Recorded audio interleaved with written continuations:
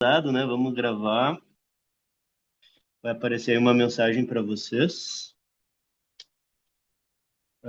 Deixa eu trocar aqui. Voltamos. É, Estamos começando, então, mais um encontro, né, das nossas aulas de tópicos de física.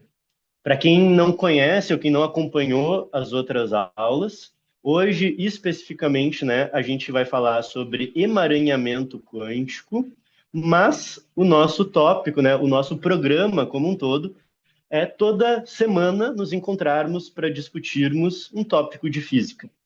De onde surgiu essa ideia? Por que nós estamos fazendo isso? Bom, né, quem me conhece, eu sou professor universitário de física, trabalho com ensino de física, mais especificamente ensino de mecânica quântica, e há uns 4, 5 anos comecei a trabalhar com divulgação científica nas redes sociais, principalmente Instagram, e ano passado a gente começou um projeto chamado Reflexões Quânticas. Então esse já é meu primeiro convite para quem não está ainda no grupo Reflexões. Toda quinta-feira eu lanço um pequeno texto com uma reflexão e uma pergunta motivadora. E a gente abre o grupo para o pessoal conversar. Qual que é a ideia desse grupo? Não é um grupo de aula, não é um grupo de, enfim, né, de quem está certo, quem está errado, acertar ou errar. É um grupo de conversa. Um grupo para a gente treinar a argumentação, o debate, ouvir o colega e pensar sobre ciência e sociedade, ciência e cultura, ciência das mais diversas formas. A gente fez isso ao longo de todo o ano passado e eu sentia que faltava uma sistematização, porque a ideia do grupo é legal, ela tem a sua finalidade, mas também a gente precisa parar um pouco o debate e aprofundar conceitos. Então, esse ano a gente mudou, né? Quinta-feira continua abrindo o grupo, então quinta agora eu vou abrir. E aí, depois que o grupo encerra, no final do dia, eu estruturo, né, a aula e aí a gente abre para que na semana seguinte venha a ter as aulas. Em princípio, as aulas serão terças à noite, mas agora a gente vai ter carnaval, né? Então não vou estragar o carnaval de ninguém, inclusive o meu.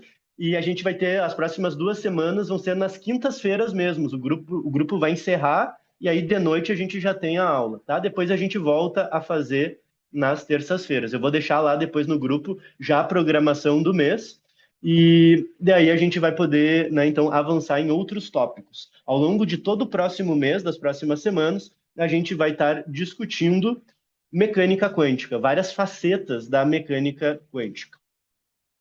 Certo? Então, feito isso, a gente tem o grupo de debate na quinta e para o projeto das aulas, a gente tem um grupo separado. Eu vou deixar o link aqui também. Tem gente que não gosta de participar do grupo do debate. Eu, Natan, acho importantíssimo, porque é isso, é aprender a argumentar, a ouvir, né? Às vezes se estressar com o colega. Mas quem quer receber só os materiais, quero receber o link das lives, quero receber depois os slides. Hoje eu vou usar o tablet de novo. Quem quiser, né, ter o acesso às notas do tablet, eu mando tudo isso no Tópicos de Física. Nesse grupo aqui, gente, não tem conversa, é só para eu mandar os materiais, os links, os informativos. No grupo Reflexões Quânticas, toda quinta-feira, a quinta-feira passa o dia lá, o pessoal mandando mensagem, debatendo, discutindo, né? Então, é um projeto, são projetos que se complementam. Num a gente conversa, aqui nesse outro a gente estrutura, conceitua e aprofunda os conceitos, né? A ciência é isso, ela precisa do debate, ela precisa da criatividade, de ventilar ideias, mas também precisa do momento de estruturar, né, e avançar nos conceitos. Então, isso vem dentro aí de uma iniciativa nossa de refletir, de pensar como a gente pode contribuir para uma educação científica nacional mais ampla, mais profunda e consistente. Sempre, gente, esse projeto, né, ele é um projeto aberto, gratuito, a gente só pede as inscrições para controlar, porque tem perigo, né, às vezes, de invasão de sala e tal, mas ele é um projeto gratuito, o nosso objetivo é que ele fique cada vez maior, que a gente consiga contribuir para a educação de uma forma geral, tá? Depois da terça, hoje a gente vai fazer a live. O pessoal sempre pede, não posso assistir. Se inscreve igual, porque depois a gente manda o link por e-mail. A gente começou a subir já as lives no YouTube. Mandamos já sobre entropia, interpretações da mecânica quântica e vamos seguir subindo as lives. A primeira live, que é de energia, essa vai demorar porque eu esqueci de gravar no Zoom, gravei no celular, vou ter que editar com os slides, então já peço desculpas que vai demorar, alguma vez, em algum momento da vida, essa live vai estar lá. Mas todas as outras, a gente já está no mesmo dia, no máximo amanhã vai estar no YouTube. Quem não segue lá no YouTube, se inscreve também, certo? Dito esses avisos, gente, a nossa estrutura de todas as aulas, ela segue uma estrutura pedagógica que vem das teorias de ensino e aprendizado e que vem como fruto das nossas pesquisas em ensino. Né? Eu fiz meu doutorado em ensino de física, eu sou físico, fiz doutorado em ensino de física, hoje sou docente no mesmo programa. Nós somos um programa nota 7 agora, maior nota, né, na escala da CAPES. E fruto de todos esses últimos 10 anos de pesquisa, e mais o que diz a literatura especializada, para a gente aprender física, a gente tem que atribuir sentido. Por que isso existe? Para que serve? Da onde veio? Por quê? Muitas vezes a gente entra na física jogando equação no quadro, né? O professor joga, sai resolvendo, dá um problema já. Mas por quê, né? Por que que alguém criou o conceito de energia? Por que que alguém aceitou que a mecânica quântica é probabilística? De onde isso veio? Então, dar sentido, né? É por isso que eu preciso entender isso, né? Ou esse é o problema motivador desse conceito. Então, a gente começa sempre com uma discussão histórica, poderia ser outra coisa, podia ser uma discussão tecnológica, social, econômica. Eu gosto da discussão histórica e filosófica. Então, primeiro a gente atribui sentido. E aí a gente começa um processo de construção, de descrição da teoria, de olhar para o fenômeno a partir do paradoxo EPR. E aí, lá no final, a gente chega na matemática. A matemática, gente, no processo de ensino e aprendizado é o último passo para que a gente consiga atribuir sentido. As pesquisas mostram, muitos alunos sabem resolver equações complicadíssimas de mecânica quântica. Tem estudos incríveis sobre isso. Os melhores alunos de mecânica quântica resolvem problemas dificílimos. Faz uma pergunta conceitual simples, o aluno não sabe responder. Significa que ele não sabe atribuir sentido para as equações. Né? Ele sabe resolver as equações, mas não atribui significado. Quando a gente inverte essa lógica, isso não é culpa do aluno, não, tá? É culpa do que a gente faz normalmente no ensino. Quando a gente começa dando sentido, indo para algo concreto, explicando o experimento, e aí traduzindo para matemática, tudo faz sentido. Daí a matemática ela surge como uma necessidade, né? Você começa a ver o fenômeno, a entender, a ter intuição, e aí você, como é que eu traduzo isso, né? Como é que agora eu estruturo isso? E aí a matemática traduz. E aí você vai resolver a matemática. E tem a dificuldade, claro, de operacionalizar. Mas a gente já sai operacionalizando normalmente sem dar sentido. Aqui a gente tem uma estrutura didática feita para promover aprendizado. E todos os nossos tópicos, né, nas terças-feiras, nas nossas discussões, seguem dessa forma. Aí a gente abre para as dúvidas e depois a gente vai em um segundo movimento que ele é semelhante ao primeiro, mas o objetivo é um pouquinho diferente.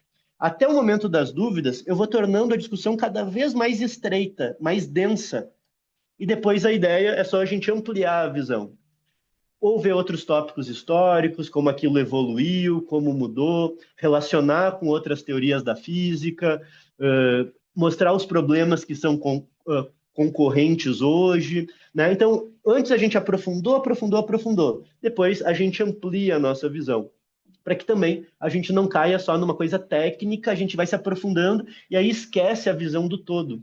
Esses dois movimentos são complementares. Dominar cada vez mais a especialidade do tópico, mas também depois enxergar ele dentro do todo. Para quem é meus colegas aí da área de ensino, de educação, né, é um movimento justamente de você ter uma especialização progressiva e depois uma reconciliação integradora, né, onde você retoma de uma forma mais geral aquele conceito. Quando a gente constrói a aula assim, as coisas ficam mais fáceis, a gente entende, a gente tem vontade de aprender e aquilo faz sentido para nós, o que alguns autores chamam de uma aprendizagem que é significativa.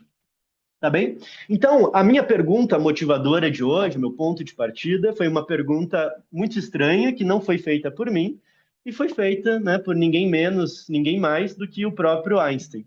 Reza a lenda que o Einstein estava caminhando em Princeton, ele gostava de dar suas caminhadas pelo campus de Princeton, conversando com Abraham Pais, que foi um biógrafo do Einstein, uma das principais biografias do Einstein, foi escrita por ele, e ele se virou para o Abraham Pais e disse: tu realmente acredita, né, ele não deve ter falado com esse tom assim, né? Mas tu realmente acredita que a Lua não está lá quando ninguém está olhando. Então eu olho para a Lua, eu vejo a Lua, ela está lá. Agora, se ninguém olhar para a Lua, né, olho de lado aqui, não estou olhando para a Lua. Se ninguém olha, ela não existe. Só na hora que eu olho, ela passa a existir. Isso é uma ideia meio absurda, né? A gente imagina, a Lua está lá, não precisa do meu olhar. Mas o que o Einstein está fazendo é uma metáfora.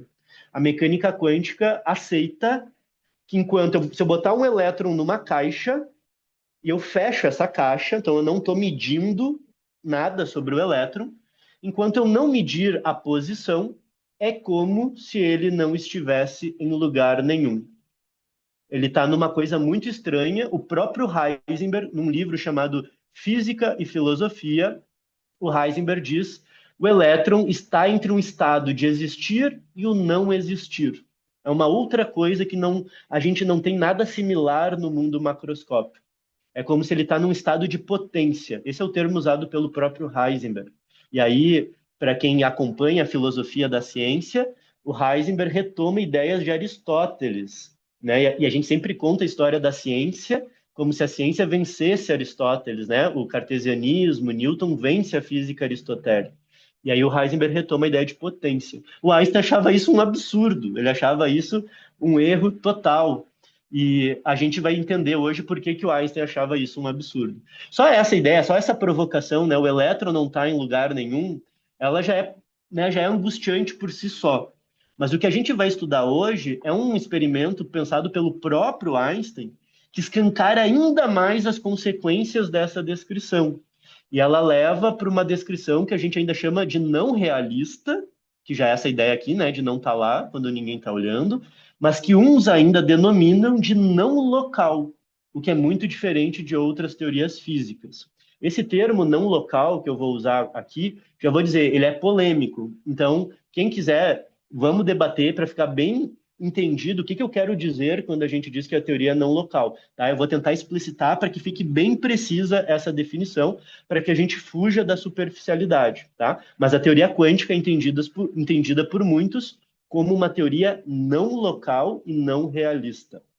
Tá? Então, o caminho que a gente vai fazer, gente, para entender isso, é muito olhar pelo contexto histórico, construir a teoria. Eu acho que teve pessoas aqui, quem quiser colocar aqui no chat, se assistiu a live de interpretações da mecânica quântica, coloca aqui, porque daí eu sei, né, se o pessoal acompanhou alguns dos debates que a gente já fez. Quem não assistiu, coloca também, para a gente saber. Então, eu vou fazer uma revisão muito rápida, né, assim, muito sintética. Então, já peço aí a generosidade de vocês, porque vai ficar muita coisa de fora, mas a gente vai construir aqui um argumento que é só para a gente entender como que a mecânica quântica foi sendo empurrada para a visão de Copenhague. E aí a gente vai chegar no emaranhamento quântico, tá? Mas a gente vai fazer toda uma construção rápida para chegar nessa teoria, porque a gente precisa explicitar como que esse emaranhamento quântico aparece pela primeira vez. Teve uma galera aqui que não assistiu, então vai ser muito bom a gente fazer essa revisão.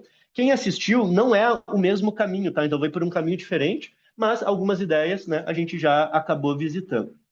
O que é importante, gente, para a gente começar, então, nosso ponto de partida? A gente pode falar de uma física clássica, em contraposição ao que a gente chama de uma física quântica, uma teoria quântica ou mecânica quântica. Esses três termos da direita, eles não são exatamente a mesma coisa, tem nuances entre eles, mas no geral a gente pode falar de uma teoria quântica. Essa teoria que surge no início do século XX, 1901, 1905, se consolida em 1925 com trabalhos do Heisenberg e depois do Schrödinger. Ano passado, comemoramos 100 anos da mecânica quântica, uma celebração de um artigo do Heisenberg, que eu vou comentar ele até, vou passar por ele aqui nos slides. Mas essa mecânica quântica, ela se contrapõe, ela se opõe a uma física clássica. O que é essa física clássica? Ou quem são as teorias da física clássica? Existem três grandes teorias que compõem a física clássica. Quem lembra aí do ensino médio, tem gente que eu sei que está no ensino médio e assiste às lives, no primeiro ano do ensino médio a gente estuda mecânica, movimento. No segundo ano a gente estuda termodinâmica, teoria sobre o calor, sobre energia, sobre transformações da energia. No terceiro ano a gente estuda teoria eletromagnética. Não é à toa que é essa ordem. Essas são as três teorias clássicas. Quem entra em física ou engenharia vai estudar física 1, mecânica, física 2, termodinâmica, física 3, teoria eletromagnética. Essas três teorias se desenvolvem do século XV e XVI até o século XIX. E olhem que interessante. Isso aqui, gente, é só uma visão geral. Isso aqui, só isso que eu vou comentar agora já dava para a gente fazer mais umas 3, 4 aulas para aprofundar essa ideia. Cada uma das teorias clássicas é muito bem sucedida no seu campo de atuação. Mecânica falando do movimento, termodinâmica falando da energia, teoria eletromagnética falando de eletromagnetismo. Mas quando eu misturo essas coisas, eu tento pensar campos eletromagnéticos em mais de um referencial em movimento. Quando eu junto as teorias, dá errado. Quando eu penso num gás, a descrição termodinâmica macroscópica leva a contradições aparentes com uma descrição microscópica da mecânica. Preciso corrigir essas coisas. Então começam a surgir novas teorias que resolvem os problemas das teorias clássicas. Do encontro dessas teorias clássicas, vou pular aqui rapidinho, por exemplo, da mecânica com a teoria eletromagnética, surge a teoria da relatividade especial. Da mecânica clássica com a termodinâmica, para resolver aquelas aparentes contradições, surge mecânica estatística. E, por fim, do estudo de corpos a uma certa temperatura, eles emitem radiação. Juntando termodinâmica com teoria eletromagnética, dá errado também, chamada catástrofe do ultravioleta. A correção disso é a teoria quântica. Olhem que ideia epistemológica, filosófica, extremamente potente e curiosa. As teorias clássicas, elas triunfam tanto, elas resolvem tantos problemas, que chega um ponto que nos seus encontros começa a surgir uma crise. E cada uma dessas crises dá origem a uma teoria moderna. E a gente vai falar hoje de uma das teorias modernas, que é a teoria quântica ou mecânica quântica. Isso é uma tese filosófica já gigantesca, né? Isso que eu estou comentando está, por exemplo, na base da ideia do que Thomas Kuhn chama de estrutura das revoluções científicas. A física avança numa ciência normal, resolvendo muitos problemas, até que chega um momento que não consegue mais, entra em crise e surge uma teoria moderna. Então, essas três teorias dos encontros aqui nas interseções são teorias novas, modernas, século XX para cá. Mecânica estatística é final do século XIX, que dá conta aí de resolver esses problemas. Um ponto importante: as teorias clássicas, embora tenham campos de atuação distintos, ela tem uma forma comum de descrever a realidade. Essa forma comum, uma cosmovisão, são os pressupostos filosóficos, que hoje a gente não vai abordar, gente. Isso aqui a gente vai debater em outras aulas, tá? A última aula desse conjunto de 5 aulas, a gente vai retomar esse tema em profundidade. Mas eu preciso só comentar, são teorias realistas. Se eu falo dessa caneta, eu pressuponho que todas as propriedades da caneta existem independentes de eu medir as propriedades da caneta. Se eu botar a caneta dentro de uma caixa, a caneta vai continuar tendo posição, velocidade. Se ela girar, eu posso falar de um momento angular. Está tudo lá, uma lista de atributos que existem independente da medida. Isso é uma concepção declarada de uma forma muito simples, mas é uma concepção realista. Eu tenho uma física que é causal e determinista. Se eu pegar essa caneta e ela está parada, ela não vai se mover do nada. Para que ela acelere, tem que haver uma causa. A causa é uma força. Eu empurrei a caneta, houve uma causa, a causa determina o futuro. Dependendo de como eu empurro, eu resolvo as equações de Newton e eu sei prever a posição da caneta, a velocidade da caneta, a aceleração. Pegar lá o ensino médio, equação horária do MRUV, para aceleração constante. Se a força é constante, vocês têm uma equação horária. A posição no futuro é determinada pela equação. Uma coisa muito simples que a gente faz lá no ensino médio, tem já uma filosofia muito profunda estabelecida. Uma filosofia real, realista, causal e determinista. E, por fim, um aspecto importantíssimo, que é o que a gente vai estar trabalhando hoje. Hoje a gente vai focar muito no realismo e na localidade. A localidade é outro pressuposto importante das teorias clássicas. Se eu tenho um determinado evento neste ponto aqui, ó, da sala, não deve ter nada neste outro ponto da sala cuja correlação, haja correlação com esse aqui. Imagina que eu ligo uma luz azul ou vermelha. Esse ponto aqui pode ligar uma luz azul e vermelha. Instantaneamente, toda vez que aqui pisca azul, instantaneamente aqui pisca vermelho. Se aqui pisca vermelho, aqui pisca azul. Tem dois pontos da sala que instantaneamente, toda vez que acontece uma coisa num ponto, no outro acontece outra coisa. Não tem como isso acontecer fisicamente. Não tem como eu enviar uma informação para o outro ponto da sala, dizendo, olha, eu pisquei azul, então você tem que piscar vermelho. Do ponto de vista físico, tem que ter alguma causa anterior que vai levando a eventos para que daí, quando um piscou azul, outro piscou vermelho. Mas já deveria estar pré-determinado. Ah, talvez tenha uma lâmpada aqui, uma lâmpada lá, que estão programadas num circuito que eu não estou vendo, mas quando uma aciona azul, a outra aciona vermelho.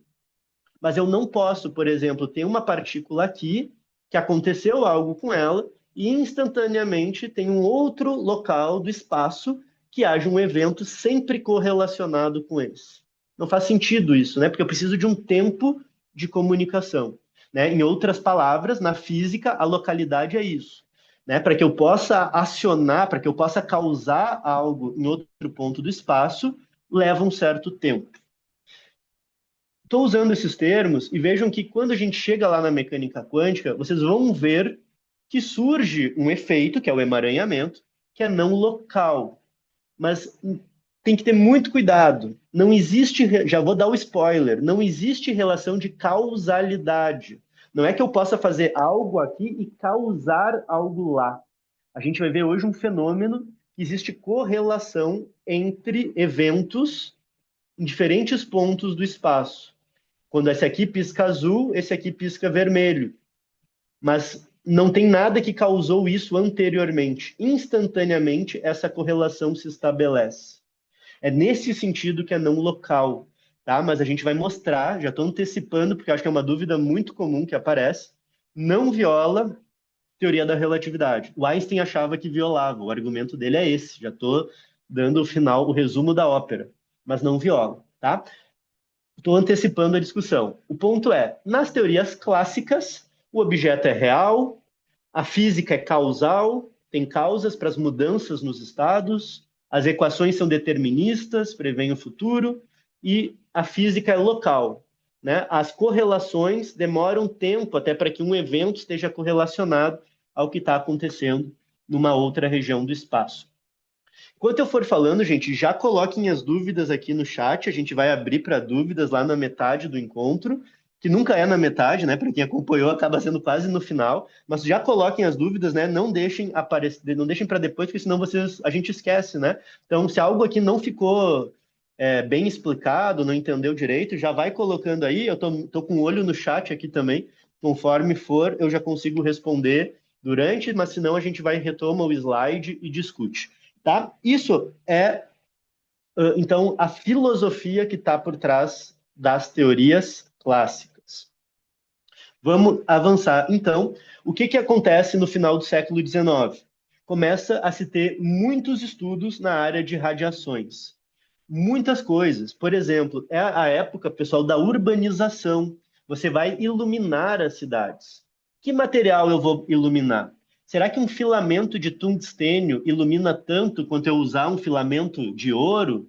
O material a uma certa temperatura importa a composição ou não importa? Você começa a ter laboratórios por toda a Alemanha muito especializados em medição muito precisa de emissão de radiação eletromagnética, mas também estudos sobre radioatividade, materiais radioativos e também sobre emissão de radiações. Isso que está aqui na tela é um tubo de raio-x. Ele é um tubo que não é radioativo, né? O fenômeno do tubo de raio-x não é a radioatividade. Você tem um filamento de tungstênio a uma altíssima corrente e uma diferença de potencial entre os dois lados do tubo. E ali você faz algo muito próximo ao vácuo. Ao fazer isso, surge esse feixe aí no meio. Esse feixe ainda não é o raio-x, tá? O raio-x vai sair, a gente não, né, lá do outro lado, a gente não visualiza, mas aparece esse feixe. E aí, o que que é isso que aparece aí no meio que do tubo de raio-x, do tubo de Crookes? Aí os físicos começam a fazer experimentos, botam um ímã ali perto, o negócio muda de direção. Bota uma diferença de potencial, muda de direção. Então eu vejo algo que tem trajetória, que responde a campo elétrico, que responde a campo magnético, e o Thomson faz as equações prevendo que é partícula e você descreve perfeitamente a trajetória do que está se movendo ali dentro.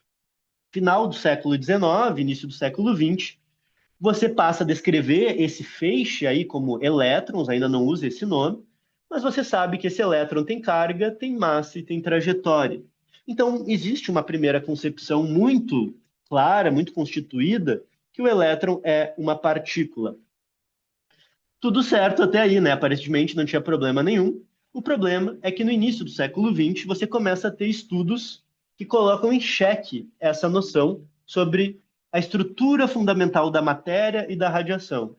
O Einstein, em 1905, modela a radiação eletromagnética como algo muito parecido com um gás ideal. Ele vai calcular a entropia da radiação. Nós tivemos uma live sobre entropia. Ele calcula a entropia da radiação em limites específicos e compara com a entropia do gás ideal. E chega na famosa equação energia igual a constante de Planck vezes a frequência. Ele ainda não usa o H, ele usa um monte de constantes lá. Mas ele chega nessa equação que viria a ser, né, a equação de Einstein-Planck. E aí fica uma coisa muito estranha.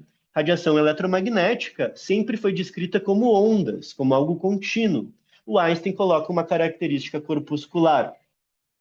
Por outro lado, o de Broglie se questiona: será que esta descrição não pode ser estendida para os demais sistemas físicos? E se uma partícula também tiver a sua descrição análoga ondulatória? Começa a se especular, do ponto de vista teórico, uma descrição ondulatória para partículas. Para mim, gente, essa é a parte mais bonita da física. Eu tenho o meu físico favorito, é o Louis de Broglie. A gente fala de Broglie, né? Mas quando eu fui para Copenhague, o pessoal corrigiu, disse que é de Broglie, que é um sobrenome, embora francês, é originalmente dinamarquês. O de Broglie, ele faz uma construção muito bonita, muito bem estabelecida e chega nas suas equações de onda para a partícula. Só que se a partícula ela segue uma onda, isso tem consequências experimentais. A gente sabe que quando eu passo ondas por fendas, elas sofrem sobreposição, sobre interferência.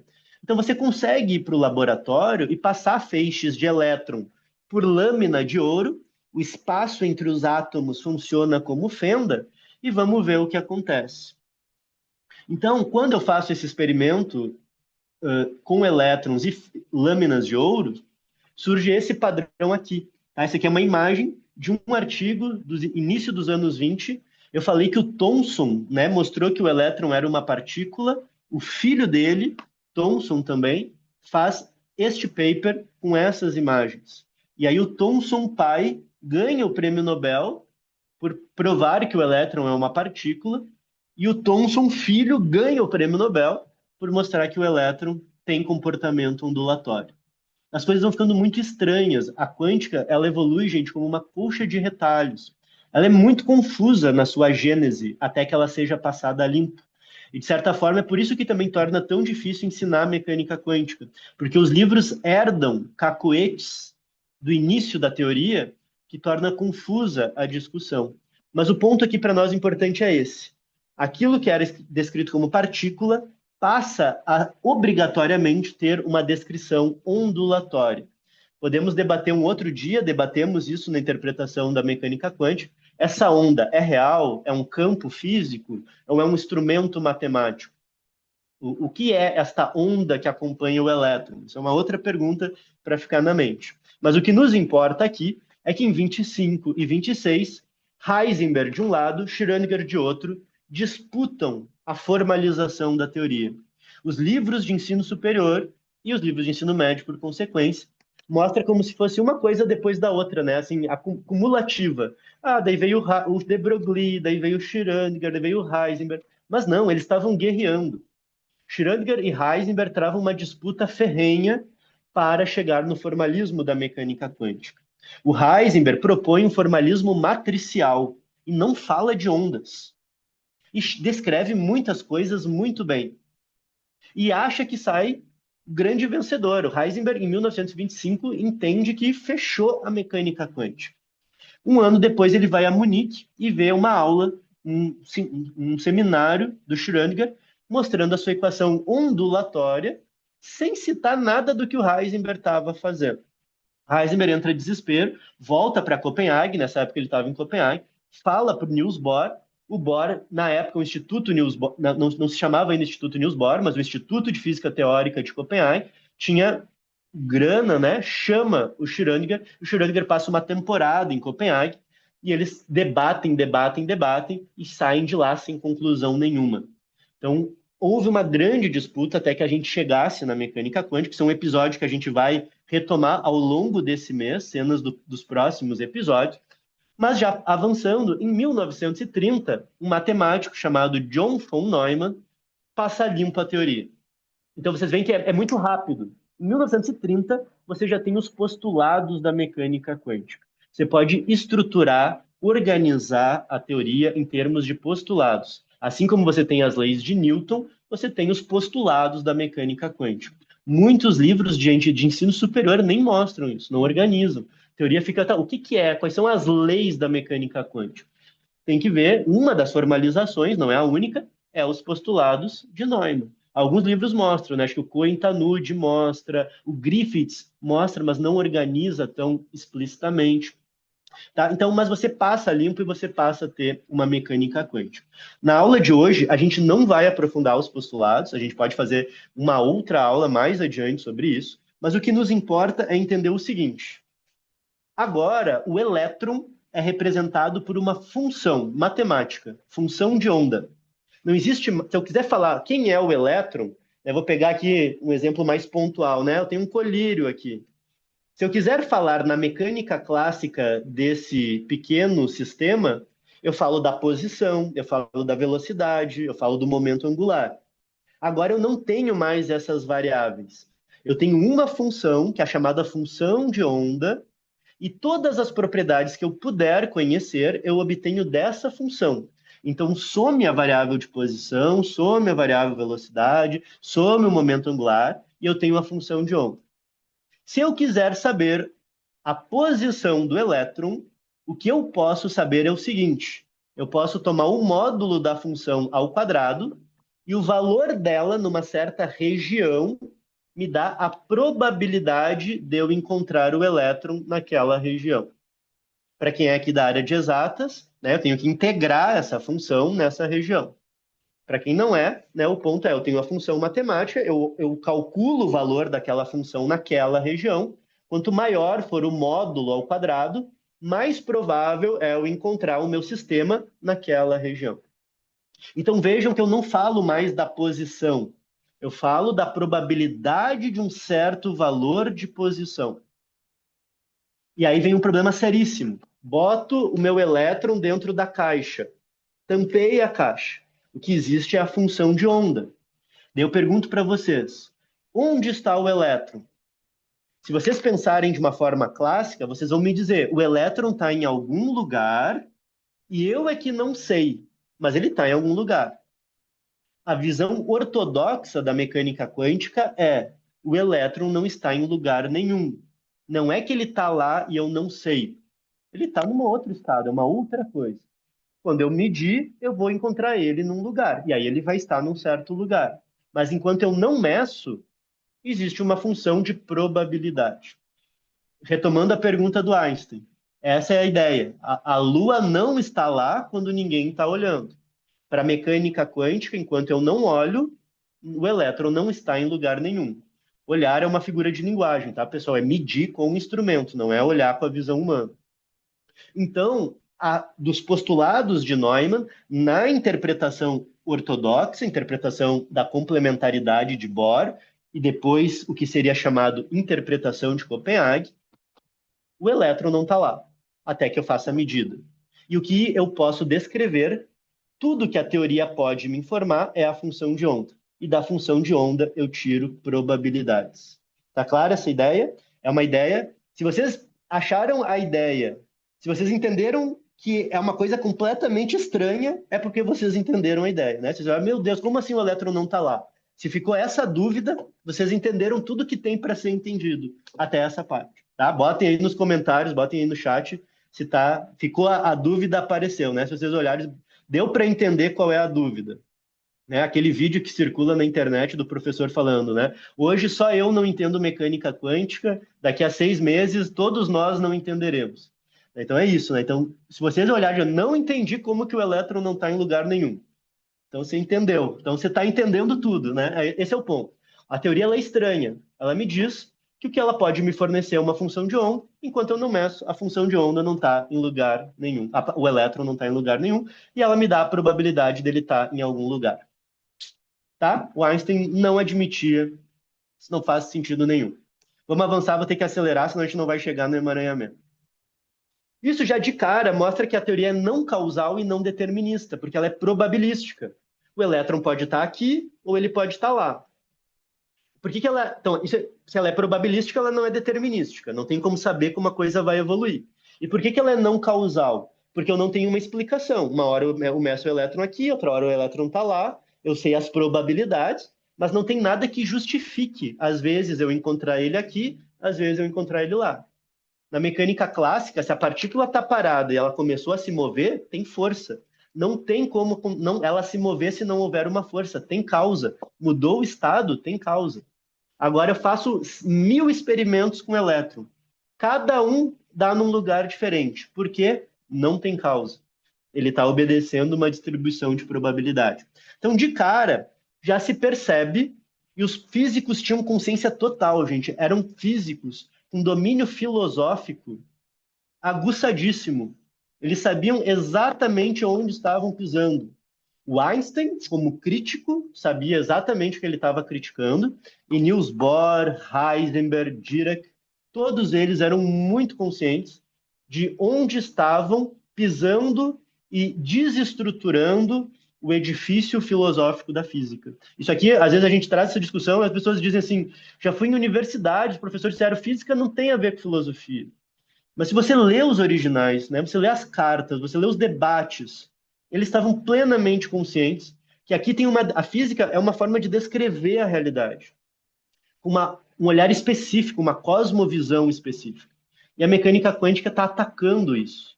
Entender isso, gente, com seriedade, né, sem cair, né, na superficialidade, pseudociência, né, ela continua sendo uma teoria científica, respaldada por experimentos, mas a forma básica de entender a realidade está começando a minar o edifício da física construída ao longo de séculos. Einstein sabia disso, Bohr sabia disso, Heisenberg sabia disso, e físicos contemporâneos como Mário Bunge, que faleceu recentemente, criticava a mecânica quântica, a interpretação de Copenhague, porque ele era um realista ferrenho, né? E aí a gente vai ver agora a mecânica quântica, além de não causal e não determinista, ela é também não realista e não local.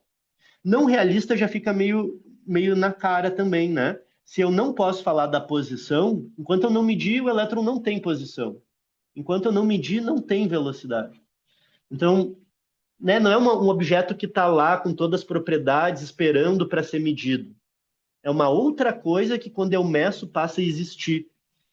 E na própria linguagem dos físicos da época, isso caía num idealismo. Todo esse papo místico, gente, que existe hoje, não veio do nada. Os físicos falavam de observador, falavam que a função de onda descreve a consciência do cientista sobre o estado quântico. Imaginem, né? Anos 20, o pessoal resolvendo equação, tentando entender. E aí é uma época muito criativa, uma época de crise mesmo. E aí o pessoal viaja, né, em algumas divagações filosóficas. Isso tudo depois foi sendo organizado com as décadas. A gente fez recém 100 anos de teoria. Hoje você não tem físicos proeminentes usando essa linguagem confusa. Mas o pessoal, né, nos anos 80, 70, captura essa linguagem confusa e distorce. E aí, nos anos 90 e 2000, isso explode, né, numa venda de cursos, de coaches, de outras coisas, distorcendo completamente a ideia. Tá? Então, o que a gente está falando aqui, né, bem importante a gente ter consciência disso, mecânica quântica está minando, na interpretação de Copenhague, os alicerces filosóficos da física clássica. Mas é isso, na descrição do mundo microscópio. Isso não reverbera para o macroscópio. Física clássica continua valendo para o nosso mundo, isso não nos afeta diretamente, pelo menos, mas nos cria uma profunda angústia sobre o que é o mundo e o que é a natureza. O que é a realidade no estado mais fundamental. E os físicos sabiam disso, né? E físicos que têm essa leitura filosófica percebem isso com clareza. Infelizmente, né, repito, nossos livros didáticos de ensino superior, de ensino médio, nossos cursos de graduação não mostram isso, não discutem isso. A gente faz as contas, mas não sabe, não percebe, não discute, não explicita que a filosofia está rompendo de forma muito abrupta. O que a gente vai olhar agora, eu já assim, discuti rapidamente esses três primeiros. O que a gente vai entender agora é o que a gente quer dizer com não localidade. Esse é o último ponto. Daqui eu falei, ele é bem delicado e ele é bem importante que a gente entenda com cuidado. 1927, famosa conferência de Solvay, foto famosíssima, né? Que está ali a Marie Curie, mas aqui está o Lorentz, não sei se vocês veem meu mouse, né? Que é o Lorentz, o Einstein, tem o Planck, Heisenberg aqui Pauli, Niels Bohr, todo mundo que ganhou o prêmio Nobel está aí. Nessa conferência, Einstein e Bohr se degladeiam. Justamente o Einstein mostrando que quântica tem que estar errado, não faz sentido, isso não pode ser. E o Einstein segue lançando experimentos mentais para chegar em paradoxos, e o Bohr, alguns respondia na hora, nos outros ele saía, tomava um café, ia dormir, voltava, respondia ao Einstein. E durante dias o Bohr respondeu objeção por objeção do Einstein. Tem relatos, por exemplo, do Louis de Broglie, que ele mesmo sai e diz: eu desisti de mecânica quântica depois de Solvay em 1927. Copenhague sai vitoriosa e tudo aquilo que a gente acreditava, né, Einstein, de Broglie, próprio Schrödinger, é esmagado. Mais uma vez, né, os livros não mostram essa tensão, esses conflitos. O Bohr sai vitorioso. Isso em 1927. O Einstein não era uma pessoa fácil. Vocês já devem ter lido sobre ele, ouvido sobre ele. O Einstein passa 8 anos digerindo a conferência de Solvay. Em 1935, aliás, só um detalhe, não esqueci que eu tinha botado isso, parte do debate está nesse livro, tá? Física Atômica e Conhecimento Humano, tem uma transcrição do debate, dos experimentos mentais, não é o debate em si, mas já é a organização dos experimentos mentais que o Einstein propõe e que o Bohr responde. Tá? Então, nesse livro, vocês encontram um pouquinho do que foi esse debate. Passam-se 8 anos e o Einstein dá o seu golpe de misericórdia contra Copenhague, junto com Podolsky e o meu xará, Nathan Rosen, escreve um artigo chamado Pode a descrição mecânico-quântica da realidade física ser considerada completa? Esse é o artigo que ficou conhecido como paradoxo EPR, né, das letras, dos nomes dos três, em que o Einstein não chama com esse nome, mas o Einstein, com a sua genialidade, mostra que a mecânica quântica leva a uma coisa muito estranha que viria a ser chamado emaranhamento quântico. Desta descrição da função de onda, a gente passa a olhar agora para um tipo de experimento que nos leva ao emaranhamento quântico. Eu não vou mostrar o experimento que o próprio Einstein pensou, mas eu vou mostrar já algo mais facilitado que a gente possa entender o que o Einstein queria chegar, tá? Que aparece, por exemplo, no livro do Griffiths e outros livros didáticos. Então, a gente chega agora no emaranhamento, que é o experimento que a gente vai ver. Vamos entender o experimento e aí, se der tempo, a gente vai para a matemática. Eu estou achando que não vai dar tempo, mas vamos ver. A ideia do experimento é o seguinte: existe uma propriedade na quântica, gente, que a gente chama de spin. O spin, ele é algo que está. Se a gente fosse imaginar, essa imagem é péssima, tá? Eu estou aqui contradizendo todos os meus princípios didáticos, tá? A gente não deve imaginar o elétron como uma bolinha girando, tá? Mas só para ficar fácil a linguagem. O spin é como se a gente fosse fazer uma analogia, se o elétron tivesse girando para um lado, você teria um momento angular específico. Se ele estivesse girando para o outro, tu teria um momento angular com sinal oposto. Então você tem uma flechinha para cima, momento angular para um lado. Flechinha para baixo, momento angular para outro. Tá bem? Eu acho que tem um pessoal riscando aqui a tela. Não sei se eu consigo desmanchar aqui. Cuidem só, porque não sei se aparece para todo mundo, mas para mim aparece um risco aqui na tela. Eu não sei como desfazer aqui. Depois eu descubro aqui como é que mexe. O grande ponto, gente, eu tenho essa propriedade quântica, tá? Um eu chamo de spin up e o outro de spin down. E a gente matematicamente pode botar ou como mais e menos, ou como flechinha para cima e para baixo, ou como 0 e 1. Spin down é 0, spin up é 1, tá? É só uma forma de denotar. Qual que é a grande experimento que a gente pode imaginar?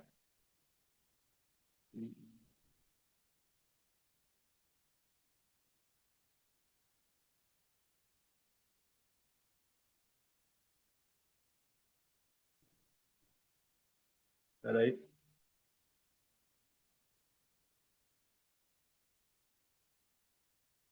A gente vai imaginar, gente, o seguinte experimento, tá? Vamos com calma, me digam aí se não ficar claro a descrição. Bem no meio da tela, vocês imaginem que tem um decaimento. Tem antes uma única partícula que vai decair em duas. E isso, gente, é feito de tal forma. Vamos pensar nessa questão do giro, tá? É só uma analogia, mas só para ficar fácil. Imagina, se antes o giro era zero, quando decai, o giro total tem que ser zero. Isso significa que uma tem que girar para um lado e a outra tem que girar para o outro. Na linguagem do spin, o spin antes era zero, então um vai ter que ser spin up e o outro vai ter que ser spin down. Ou seja, tem uma lei de conservação que precisa ser respeitada. O emaranhamento quântico é um fenômeno que surge sempre que houver pelo menos duas partículas e uma lei de conservação. Nesse caso, é a conservação do spin. No artigo do Einstein, era a conservação do momento linear. Qualquer coisa que conserve, você passa a ter uma regra. Se a partícula da esquerda for up, a outra é down, e vice-versa, obrigatoriamente. Qual é o problema disso? O problema é que na mecânica quântica eu não sei se alguém é up ou down. Eu não tenho como saber de antemão. O que eu posso dizer para vocês é o seguinte: a partícula da esquerda pode ser up, e aí a da direita obrigatoriamente é down. Esse é um estado possível. E aí é esse primeiro termo da equação. Ó. Esse primeiro termo quer dizer que a partícula um é up e a outra é down. Mas o outro estado também é possível. E aí a primeira pode ser down e a segunda pode ser up. Enquanto eu não meço, lembrem o exemplo da minha caixa fechada? Enquanto eu não meço, não é que uma já é up e eu não sei. Elas estão num estado sobreposto. É uma outra coisa entre o ser e o não ser, entre o existir e o não existir. A mecânica quântica, se estiver completa, não tem esta informação de spin até o momento da medida. Não é, ela está no sobreposto. Então, ela não é que ela já está com up, a outra já está com down e vice-versa. Agora, o que tem que acontecer? Eu não posso violar a conservação do spin. Se eu fizer a medida da primeira e deu up, o que tem que dar na segunda? Spin down. Obrigatoriamente, senão eu vou violar a conservação. Agora, se eu medir essa aqui e deu spin down, se eu medir a outra, o que tem que dar? Up. E aí, gente, é exatamente isso que acontece. Imagina que eu boto detectores, né? Então isso aqui são detectores, bem longe um do outro. E aí eu criei esse par, tá no estado sobreposto. Medi a da direita, deu up. colapsou para o up. Se eu instantaneamente medir a da esquerda, vai dar down, obrigatoriamente. Você lembra que eu falei? Tem uma correlação. Se aqui piscou azul, aqui pisca verde. Se aqui piscou verde, aqui piscou azul. Sempre dá o oposto. Mas até o momento da medida, elas estavam as duas no estado sobreposto. Elas já não estavam no seu estado original. E aí, quando eu meço, essa deu down. E aí, instantaneamente, eu medi a outra, deu up. Vou usar uma linguagem bem cotidiana. Como que essa partícula sabia que eu já tinha medido a outra? Antes, elas estavam nesse estado aqui, no estado sobreposto. Esta partícula não tinha o spin ainda dela, se era up ou down, não estava definido. Mas no momento em que eu medi esta daqui, eu posso instantaneamente, isso aqui pode estar a 1 ano-luz de distância.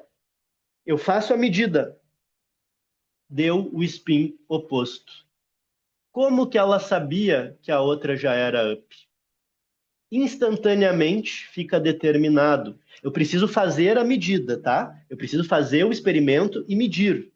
E aí eu meço, e aí aquilo bate com a outra, é consistente com a outra. Como que elas se comunicaram? Como que ela sabia? Como que ela foi avisada que já foi feita a medida aqui? É nesse sentido que a gente diz que isso é um evento não local. Por que algumas pessoas têm birra quando se fala isso? Porque não é causal, né? Não é uma coisa assim, colapsei, medi aqui e algo aconteceu com a outra partícula. Não. Eu medi aqui, se eu medir o spin da outra, ele é consistente com essa. Então não existe nenhum tipo de força, nenhum tipo de campo, nenhum tipo de interação se propagando e causando algo. Por isso que se entende que não viola a teoria da relatividade. E por isso alguns físicos vão dizer, a mecânica quântica é local, né? Não tem como eu fazer uma força instantânea do outro lado. Mas o que é estranho, e o Einstein, é isso que ele mostra no paradoxo IPE, eu estava num estado sobreposto, e a mecânica quântica, Niels Bohr, Copenhague, vai dizer, isso é tudo que eu tenho para dizer sobre a realidade. O estado de spin não está dado. Não está dado. É só no momento da medida que ele passa a existir. E aí as pessoas ficam... Deixa eu ajeitar aqui, deixa eu conseguir. As pessoas ficam sem entender. Se antes não tinha o spin, agora eu meço e o spin da outra, se eu medir, bate, como é que ela já sabia se ainda não existia antes? Esse é o argumento do Einstein. E o Einstein vai dizer, não faz sentido ela ficar sabendo.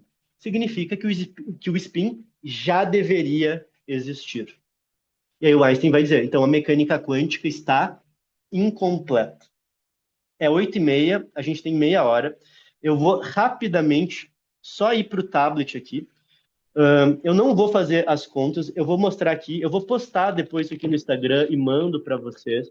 Tá? Tem uma conta que é relativamente simples de fazer, né? Não vai aparecer, mas eu posso depois gravar com calma, explicando e mostrar. Você vê pela matemática da mecânica quântica, existe algo mais curioso ainda, que é este estado emaranhado, ele é um estado que a gente chama de não fatorável. Ou seja, eu não posso separar. Não existe o estado da partícula A vezes o estado da partícula B. Quando eu tento fazer esse produto, nunca dá certo. Significa que ele é um estado do sistema como um todo. Não posso mais falar da partícula A e da partícula B. O que existe é o estado do sistema. Então, a matemática da quântica, ela ainda é tão consistente que ela nos leva a escrever um estado que não posso separar mesmo. Por isso que elas estão emaranhadas. Tá? Eu não vou fazer a conta aqui, porque a gente teria que fazer com mais calma, e eu acho que vai deixar mais confuso, mas eu vou gravar um vídeo, eu mando a foto para vocês, e a gente abre para discussão lá nos grupos, eu deixo, né, espaço para quem quiser tirar dúvidas sobre isso, a gente pode fazer algum encontro a mais para discutir. O ponto, gente, então, retomando, esse é o experimento do emaranhamento quântico. Vocês veem que agora vocês têm uma descrição que é não causal e indeterminista, porque eu tenho algo que é probabilístico, essa equação aqui está me dizendo, você lembra que é o módulo ao quadrado? Então, ó, 1 sobre raiz de 2 ao quadrado é 1 meio. Tem 50% de chance da primeira ser up e a segunda ser down. Tem 50% de chance da primeira ser down e a segunda ser up. Então, aqui ela já é probabilística, então não é determinista e é não causal, porque não tem nenhuma causa que separe um caso de outro. Não causal e não determinista. É não realista. Enquanto eu não meço, não existe o spin. Ela não está com o spin up e a outra não está com o spin down. Ela está aí nesse estado sobreposto.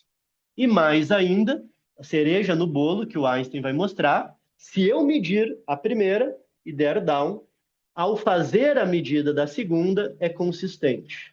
Então, você tem correlação entre resultados experimentais de forma instantânea e não local. Se eu fizer as medidas, né, instantaneamente, eu tenho correlações não locais. E aí é muito estranho essa descrição da realidade. Como que o spin não existia, como que a segunda partícula sabe o que aconteceu com a primeira. Estou usando de novo uma linguagem simplista, né? Quase animista, né? Mas como que ela é informada, como que ela recebe essa informação de que agora ela tem que ter um spin definido. Então, houve um colapso, né? Usando uma linguagem, os jargões, houve um colapso não local. Isso é a não localidade da mecânica quântica. Não fere a teoria da relatividade, não é uma interação, você não causou nada na outra partícula, mas tem correlação entre resultados experimentais. Tá claro, gente? Isso é emaranhamento quântico. Vamos olhar como é que está o chat aqui. O pessoal já estava colocando perguntas, né? Então, se alguém tiver mais alguma pergunta, eu vou tomar um golinho d'água aqui. Se tiver mais alguma pergunta, coloquem aí e vamos passar agora para as perguntas. E depois, para as perguntas, a gente vai para a parte de o que aconteceu depois do Einstein, né? O Einstein mostra isso em 35. O que veio depois, né? Será que ele estava certo, ele estava errado, Bohr estava certo? Isso serve para alguma coisa? Isso é só divagação filosófica? Depois aqui da sessão de dúvidas, o nosso fechamento vai ser encaminhar nesse sentido. Tá? Então, a gente vai olhar agora as perguntas, ninguém mandou mais nenhuma pergunta. Então, antes, gente, só da gente passar aqui por todos os comentários do chat, vamos só repassar mais uma vez os avisos, né, aqui da live. Eu queria só retomar com vocês e fazer os convites, né, que a gente vem fazendo ao longo de todas as semanas. O primeiro deles, né, é justamente refazer o convite que eu fiz no início dessa live, se alguém chegou depois. Temos o grupo de debate Reflexões Quânticas, toda quinta-feira, de manhã, eu abro com um tópico, um texto motivador, um texto para a gente debater, dialogar, trocar ideia, se conhecer, um espaço de conversa. Um grupo, né, que toda quinta-feira opera para a gente conversar. Depois de ter a reflexão na quinta, na semana seguinte, a gente faz uma live debatendo aquele tema. Na semana que seria hoje é terça, na quinta a gente vai abrir, a gente teria uma live só na terça da semana que vem, mas é carnaval. Então, nas próximas 2 semanas vai ser um pouquinho diferente. A gente vai abrir o grupo na quinta e vai ter a aula na própria quinta-feira. Mas depois a gente retoma. Grupo na quinta, aula na terça. E aí tem o próprio grupo de tópicos de física, tá? Aqui está ainda com 7 membros, né? Mas já está aí com mais de 100 pessoas participando. Quem não quer participar do debate, eu quero só os links das aulas, quero os slides, materiais, informações. Entra nesse grupo, né? Sugiro que entrem nos dois, porque eles se complementam, têm objetivos diferentes, né? E aqui vocês recebem sempre os materiais, as aulas e todos os tópicos.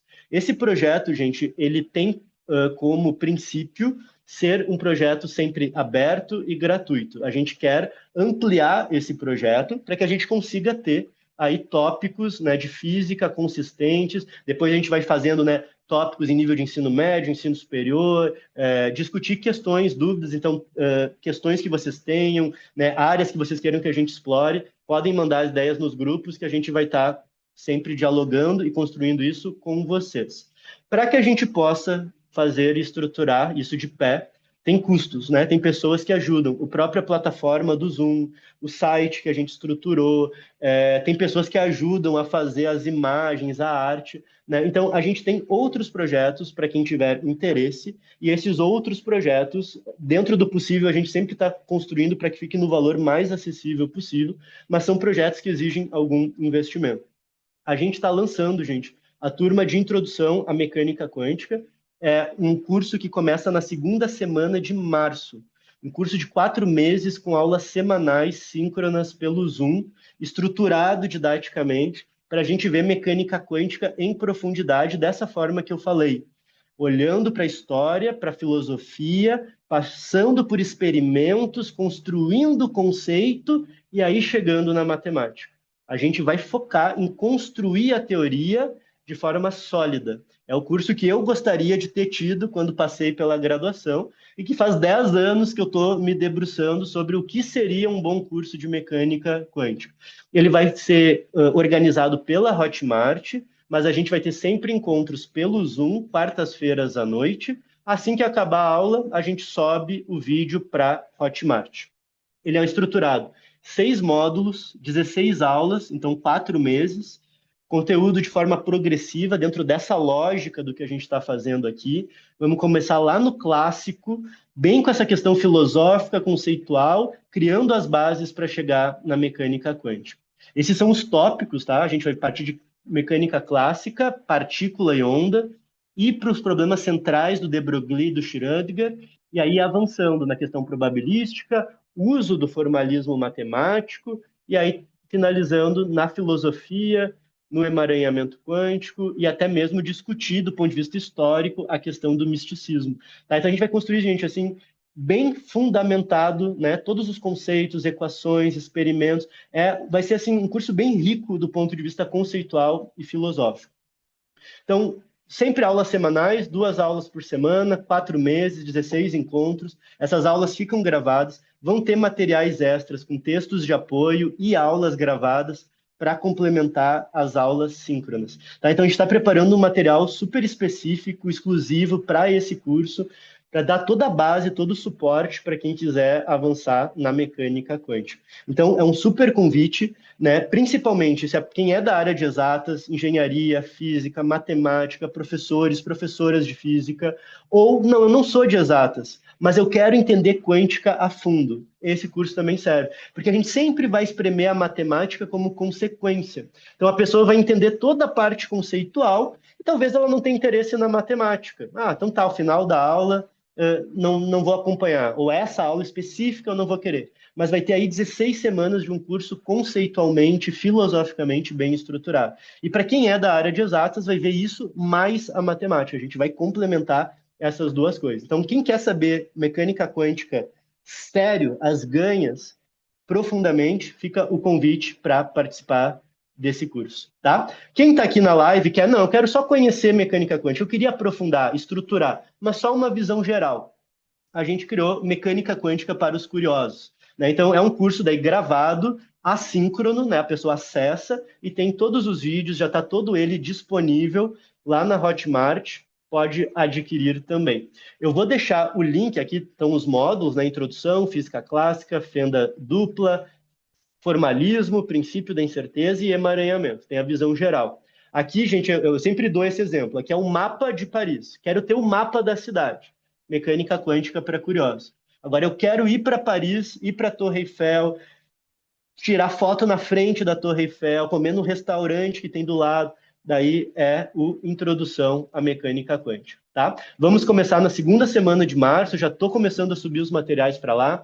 Temos um grupo exclusivo no WhatsApp, já estou incluindo o pessoal matriculado lá.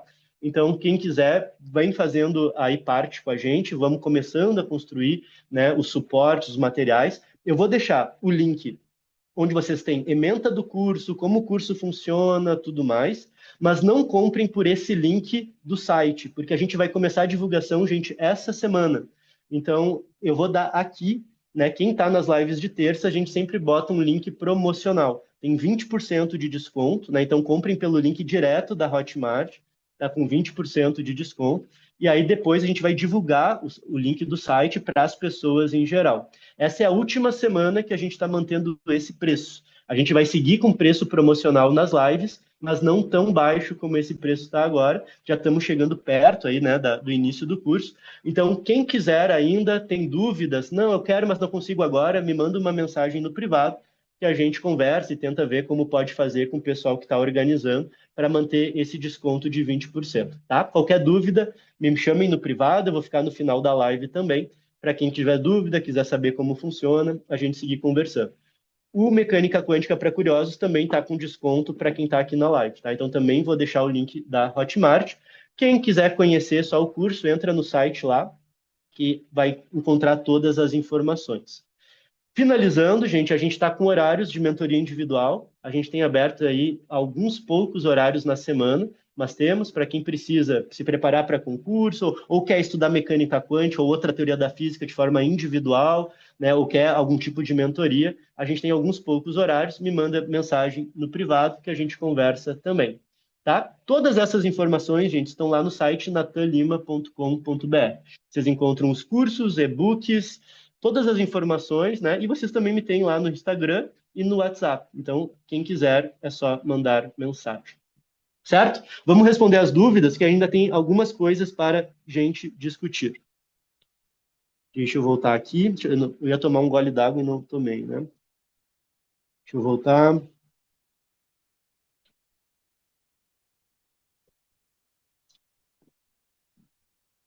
Tudo que acontece, né? O Pietro pergunta. Isso é interessante, né, Pietro? Para haver mudança no estado de um sistema, precisa ter causa, mas tem que ter mudança. Por exemplo, para a mecânica clássica, uma partícula em MRU, velocidade constante, não precisa ter causa nenhuma. Porque, do ponto de vista da mecânica clássica, estar parado é fisicamente equivalente a estar em movimento retilíneo uniforme. Aquela primeira lei de Newton, tudo que está parado ou em MRU continua parado em MRU, é porque, do ponto de vista físico, a força causa aceleração. Então, se V é constante, tu pode ir para outro referencial que algo está parado. Então, algo que esteja acontecendo pode não ter causa, movimento retilíneo uniforme. Algo está sempre, eu olho assim, algo se movendo, tem nada acontecendo. Mas agora algo mudou, mudou a velocidade, foi freado, foi acelerado, tem que ter uma causa. Então, cada teoria vai definir o que é um estado do sistema. Na mecânica clássica, seria o momento linear ou a lagrangiana do sistema, depende do formalismo, mas assim, é a velocidade do sistema, né? Posição, velocidade. Para que mude a velocidade, para que mude o momento, tem que ter uma causa. Na termodinâmica, tu vai ter o estado do sistema, temperatura, ele é descrito por energia interna, entropia, volume, temperatura, pressão. Mudou um desses parâmetros, mudou o estado. Tem que ter uma causa. Teoria eletromagnética é o valor de campo elétrico e magnético. Mudou o valor do campo, alguma coisa aconteceu. Alguma partícula mudou de lugar, outro campo apareceu. Né? Então, às vezes a gente tem que só definir bem o que é acontecer. Né? Andar com velocidade constante, nesse sentido, não está acontecendo nada, porque eu troco de referencial e aquilo está parado. Então, Yasmin, eu vou só passar por cima, né? Yasmin pergunta sobre teletransporte quântico, eu vou só comentar, eu botei, vou ver que tem um slide aqui. Eu não pensei para essas lives dessas 5 semanas agora falar de computação quântica propriamente, mas acho que esse é um tema super importante para a gente retomar, mas eu vou comentar, né? O teletransporte quântico é um tipo de procedimento, de protocolo de computação quântica que usa emaranhamento quântico. Né? Hoje a gente, e aí já é um spoiler, né, do que vem nos próximos slides, esse debate do Einstein, gente, foi considerado um debate puramente filosófico. E os físicos falavam isso num tom pejorativo, como se fosse não científico. Isso aí é as coisas lá que o Einstein já está fora, né, assim, do circuito, fica debatendo essas coisas, não interessa a ninguém. Hoje você faz algoritmos, né, em computação quântica, os algoritmos rodam, você pode acessar o computador da IBM, né, pela nuvem, mandar ele rodar e fazer um par emaranhado, né? E você usa isso, por exemplo, para teletransporte quântico, né, que a Yasmin está comentando aqui. Alguém pergunta, o Matheus, eu não sei em qual slide nós estávamos, Matheus. Mas deixa eu só conectar aqui no computador, por favor, na tomada. Mas a regra de Born está aqui, né? Quando a gente descreve a função de onda aqui, aqui, né? Essa segunda linha é a regra de Born, né? Então, a densidade de probabilidade é esse P de X que está colocado aqui, tá? Deixa eu ver se está na tomada, ok. Então, aqui está a regra de Bohr. Quando eu escrevo par emaranhado, não sei se é aqui que tu estava perguntando, a amplitude, ó, é o que aparece antes, aquilo ali é o ket, né? Para quem já viu notação de Dirac, quem não viu, veremos no nosso curso, né? Isso aqui está representando o estado, é o ket, que representa o estado, na frente está a amplitude. 1 sobre raiz de 2, quando eu elevo ao quadrado, me dá a probabilidade, que é a regra de Born, né? Então, a regra de Born tá embutida aí na nossa descrição, né? O elétron está tímido, é uma coisa muito estranha, né? Quando o pessoal faz essas brincadeiras, como se o elétron soubesse, né? E conseguisse fugir aí do que está sendo medido. Quanto mais a gente estuda quântica, menos entendemos, né? E esse é o ponto daquilo que o Feynman fala, né? Ah, ninguém entende mecânica quântica.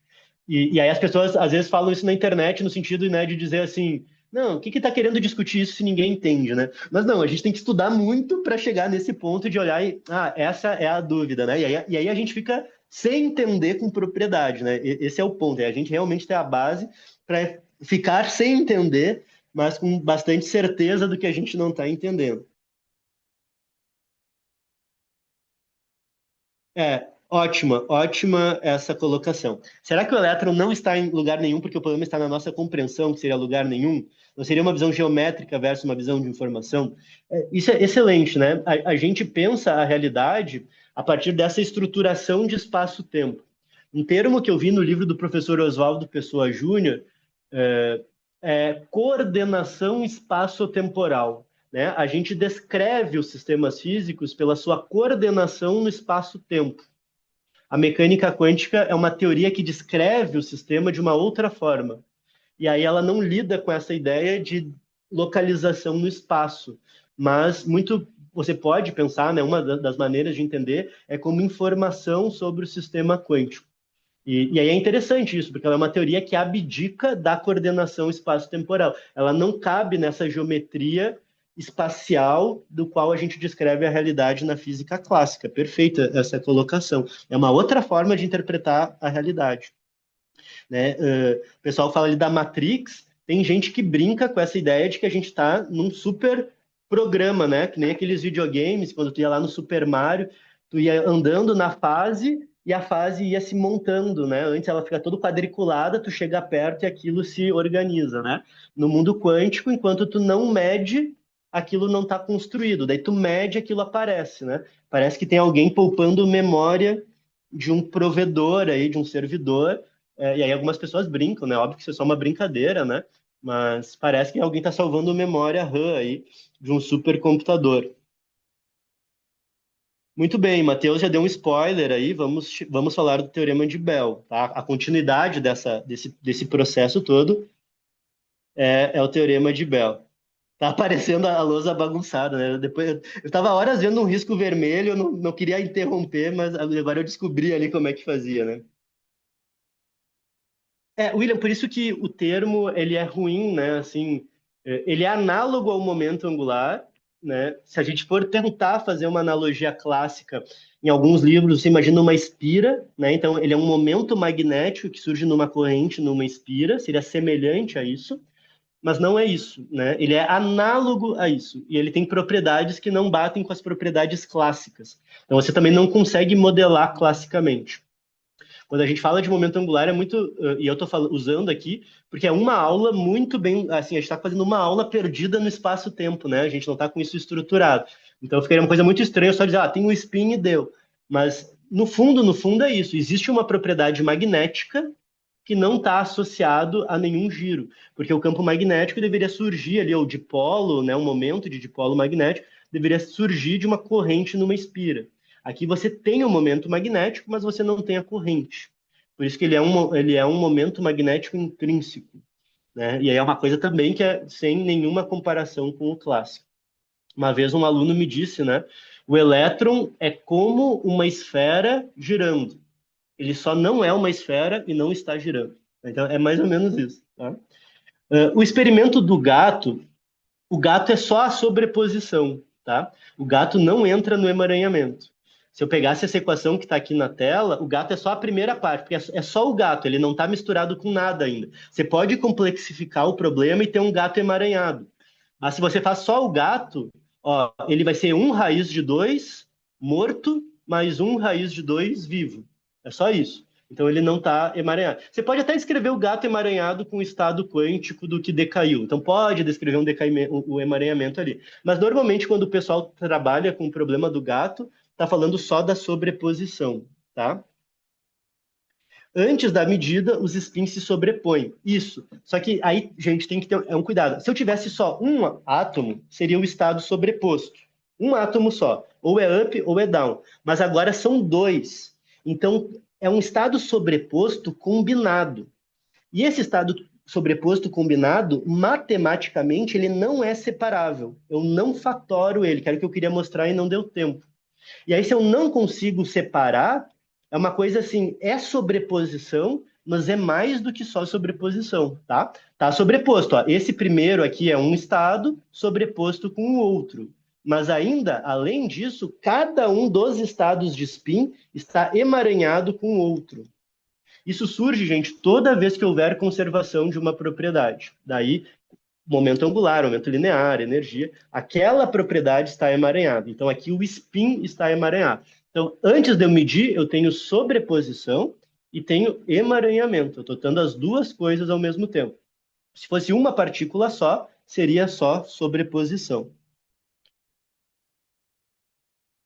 A, a Eric que coloca, né? É tão complexo que é difícil de colocar em palavras. Olha que interessante, Eric. É justamente o que o Niels Bohr falava. As nossas palavras foram construídas a partir da experiência humana, macroscópica, grosseira. Né? Nós somos seres que começamos lá mexendo com pedra, né? Com um pedaço de madeira, com fogo.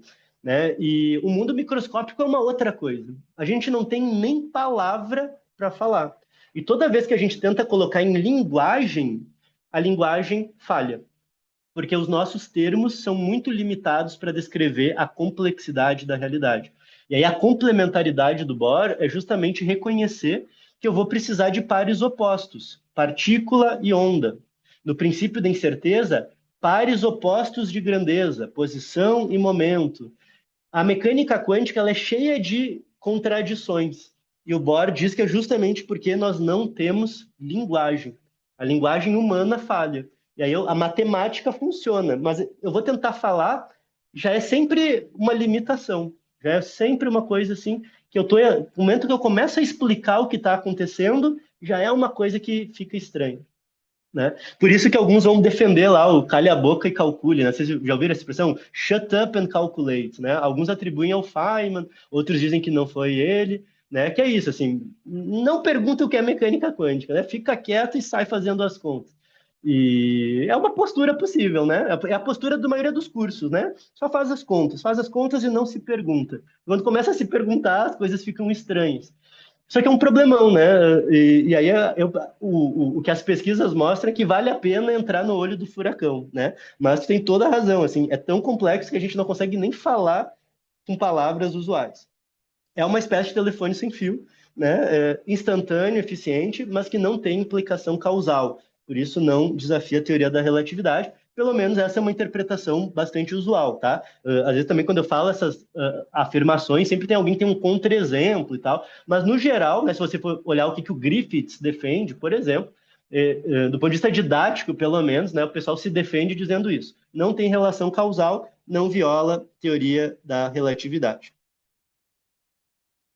O Einstein vai defender até o fim a existência de variáveis ocultas locais. Né? Então, o Einstein vai achar que deve existir o spin, sim, né? Deve ter essa propriedade chamada spin, a gente aqui não conhece, mas ela deve estar lá em algum lugar, a gente é que não sabe. Né? Então, o Einstein vai defender que a teoria está incompleta. Então, assim, é porque uma já era up e a outra já era down.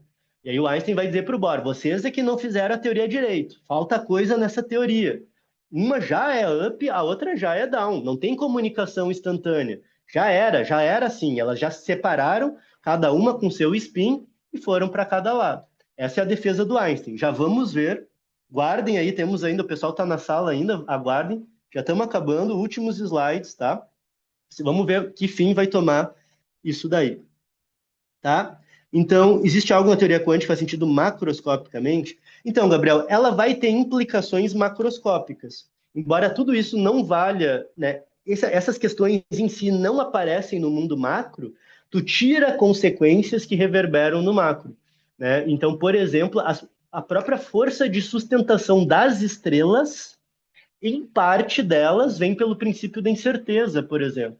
Você começa a comprimir partículas numa região muito pequena, você passa a ter uma região pequena, ΔX pequeno, surge flutuações no momento linear grande, isso gera uma pressão que sustenta a estrela. Mesma coisa com elétrons, gera uma pressão da força de exclusão de Pauli que segura a estrela, né? Então, o mundo microscópico, do ponto de vista filosófico, é outra coisa, mas ele reverbera em casos clássicos que batem, né, com coisas que existem aqui. A teoria das cordas, ela tentaria ir mais para dentro ainda, né? O que explica o elétron ser desse jeito, né? O que configura o elétron, o próton, o nêutron, né? O que separa eu ter cargas diferentes, spins diferentes, outras características diferentes. E aí tenta ser uma teoria ainda mais fundamental, né? Eu nunca fui a fundo em teorias de cordas, mas até onde eu acompanho, né, ainda carece de corroboração empírica, né? Faltam experimentos aí.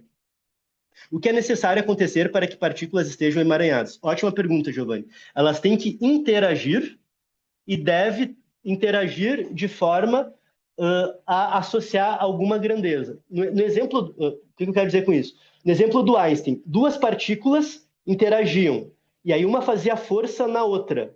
Agora, o momento linear do sistema está atado, porque como é um sistema isolado, essas duas partículas, agora o momento total não pode mudar. Então, se o momento está atado, passa a estar emaranhado, porque agora o que acontecer com uma está determinado qual é o momento da outra. Então, é para partículas que interagem de alguma forma, que têm uma propriedade que obedece a uma lei de conservação, e o sistema tem que estar isolado. Por que é tão difícil, gente, computador quântico em grande escala? Porque tanto sobreposição quanto emaranhamento, o sistema tem que estar isolado. Se o sistema não estiver isolado, já interage, eu não consigo garantir a existência dessa. Por exemplo, momento linear. Eu tenho duas partículas interagindo, o momento tem que estar constante porque o sistema está isolado. Se tem outras coisas fazendo força, já não vale essa conservação. Então, não tem como continuar mantendo, né, essa lei. Então, vale para sistemas isolados, e quando eles interagem, tem alguma coisa que conserva ali dentro, vai ter uma propriedade emaranhada. Por isso, né, computador quântico, a temperatura começa a aumentar no processador, você já tem efeitos térmicos, troca de energia, você perde a sobreposição, perde o emaranhamento. Então você tem que trabalhar com temperaturas baixíssimas e você tem aí a dificuldade de criar grande escala, porque senão aumenta a temperatura. O Rony fala, né? Esse exemplo, Rony, é o que eu dei, é o decaimento. Pode ser isso. Mas pode ser basicamente duas partículas que interagem. Boto duas partículas dentro de uma caixa, dois elétrons interagiram, um faz força no outro. E isso está isolado do resto do universo. O momento linear deles está emaranhado. Aqui é um emaranhamento, é um decaimento. Tem uma partícula que decaiu, spin está emaranhado. Podia fazer um momento linear também, né? Uma vai para cá, outra vai para o outro lado. O momento linear era zero. O momento linear das duas vai estar emaranhado também. Por que eu não fiz com o momento linear? Porque o momento linear é uma propriedade contínua e o spin é uma propriedade discreta. Então ele é muito. Aqui eu escrevo uma equação bonitinha, né? Só para cima ou para baixo, mais a outra. Para escrever, quando eu tenho uma propriedade contínua, daí a gente tem que fazer a sobreposição com uma integral, né? Então, por isso que eu falei, eu não dei o exemplo original do Einstein, porque senão a gente teria que abrir as integrais do Einstein. E aí a gente não é o objetivo aqui, tá? Mas qualquer sistema isolado que interage, algo que conserve, a propriedade está emaranhada, tá?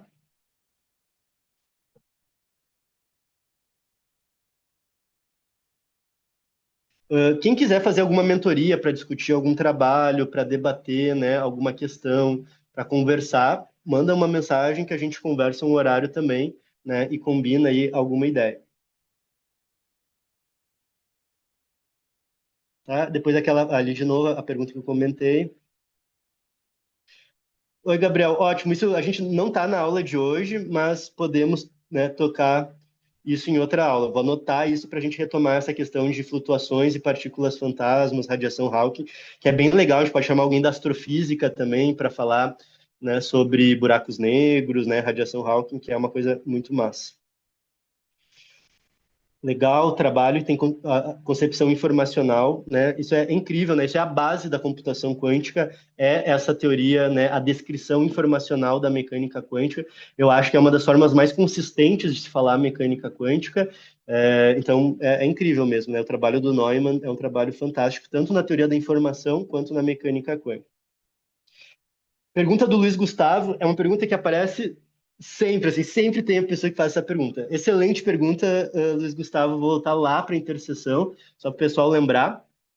Eu tenho as três teorias clássicas do encontro, né, de cada uma delas, da mecânica clássica com a teoria eletromagnética, a teoria da relatividade, da clássica com termodinâmica, mecânica e estatística, e depois teoria quântica. Aqui no meio, gente, teria uma teoria quântica de campos, né, uma teoria eletromagnética e quântica ao mesmo tempo, né? Então, tu teria algo como teoria quântica de campos, tá bem?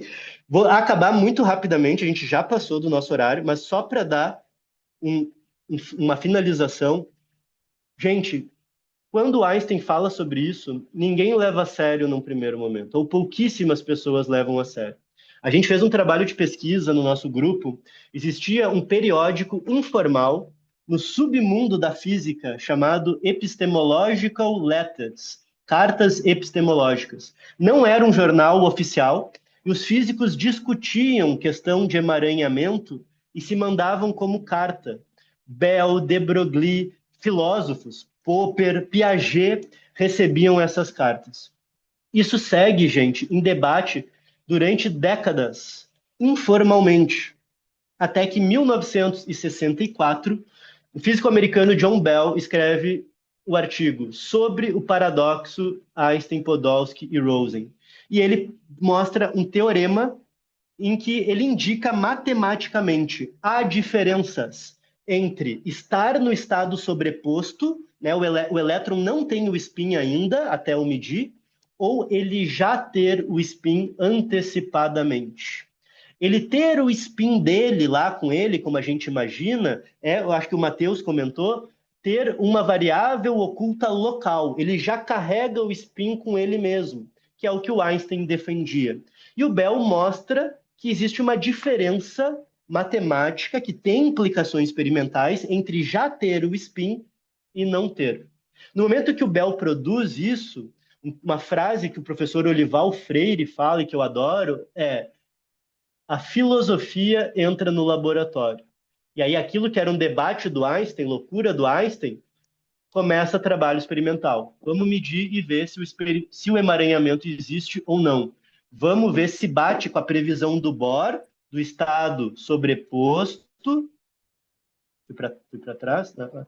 Vamos ver se bate com o estado sobreposto, esse aqui, ou vamos ver se bate com a ideia do Einstein. Aí precisa ter uma outra medida, né? Uma outra teoria. Isso é em 64. Gente, passam-se décadas. Nos anos 80, Alan Aspect e seu grupo de pesquisa performam experimentos. Anos 80, e mostram que a visão da mecânica quântica está correta. Não existem variáveis ocultas locais. O elétron não carrega o spin com ele mesmo. Realmente é como a mecânica quântica descreve. Pode haver variáveis ocultas, mas ainda precisa ser uma teoria não local. E aí, em 2022, Aspect, Clauser e Zellinger ganham o Prêmio Nobel da Física por experimentos com fótons emaranhados, estabelecendo a violação da desigualdade de Bell e trabalhos pioneiros na ciência da informação quântica.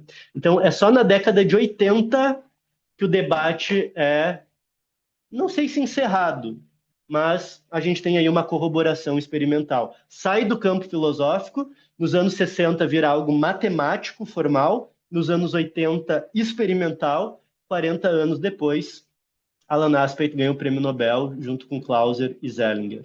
E então, emaranhamento quântico é real, é fisicamente real, corroborações empíricas das mais diversas ordens.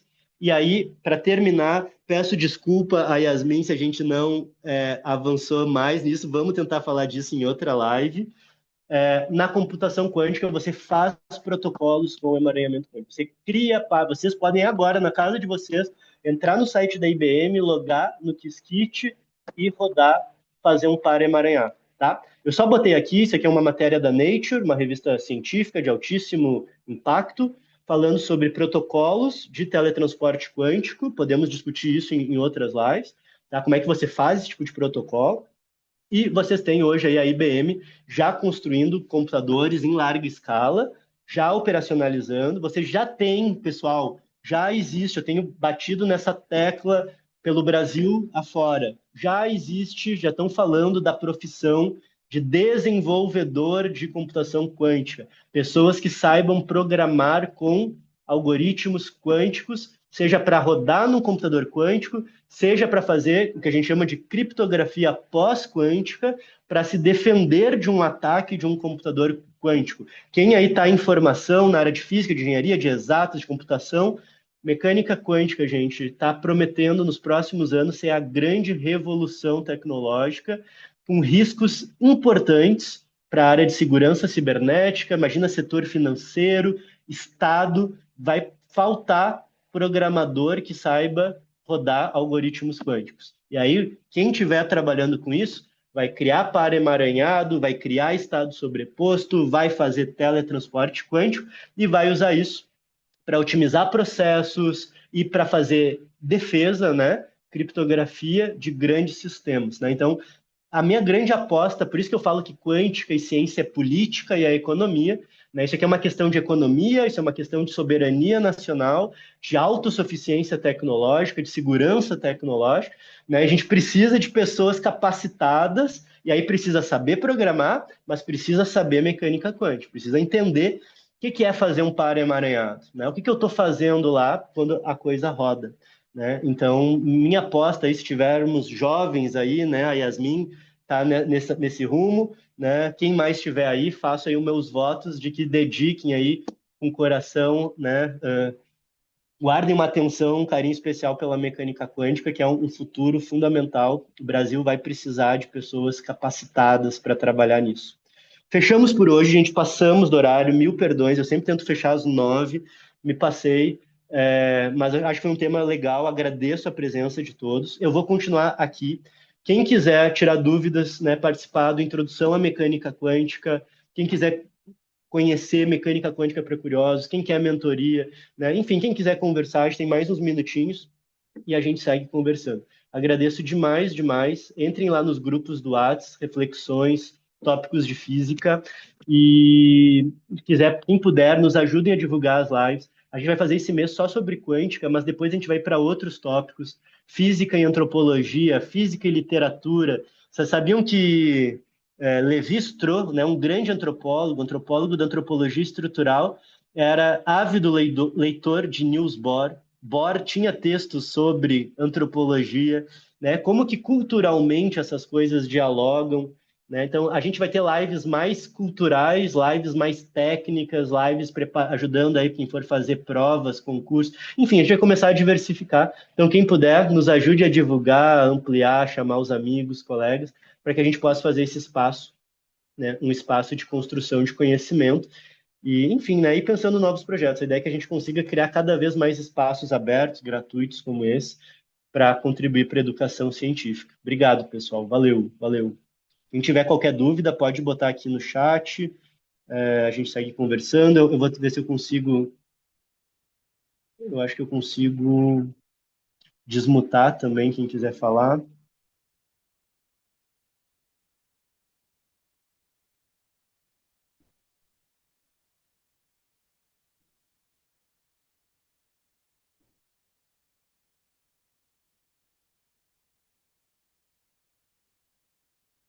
Valeu, pessoal.